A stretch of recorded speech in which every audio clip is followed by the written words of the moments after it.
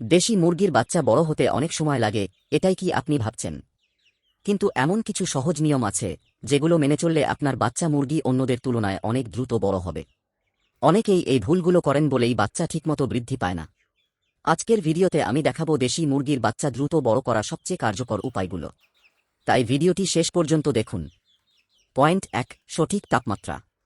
বাচ্চা মুরগির প্রথম ২-৩ সপ্তাহে সঠিক তাপমাত্রা খুবই গুরুত্বপূর্ণ।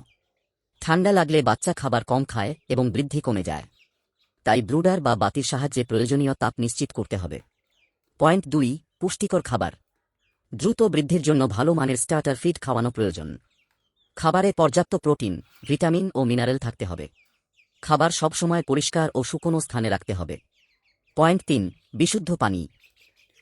অনেকেই খাবারের দিকে খেয়াল রাখেন কিন্তু পানির দিকে তেমন গুরুত্ব দেন না। পরিষ্কার ও বিশুদ্ধ পানি সবসময় বাচ্চার কাছে রাখতে হবে। নোংরা পানি থেকে বিভিন্ন রোগ ছড়াতে পারে। পয়েন্ট ৪, পর্যাপ্ত জায়গা। এক জায়গায় বেশি বাচ্চা রাখলে তারা চাপাচাপি করে এবং বৃদ্ধি কমে যায়। তাই পর্যাপ্ত জায়গা নিশ্চিত করতে হবে। পরিষ্কার ও শুকনো পরিবেশ বাচ্চার বৃদ্ধিতে সাহায্য করে। পয়েন্ট ৫, নিয়মিত ভিটামিন। সপ্তাহে কয়েকদিন ভিটামিন ও মিনারেল সাপ্লিমেন্ট দেওয়া যেতে পারে।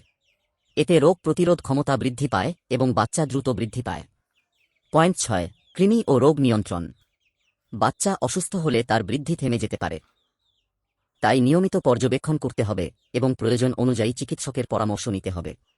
পয়েন্ট ৭, সূর্যের আলো। সকালের হালকা রোদ বাচ্চার জন্য উপকারী।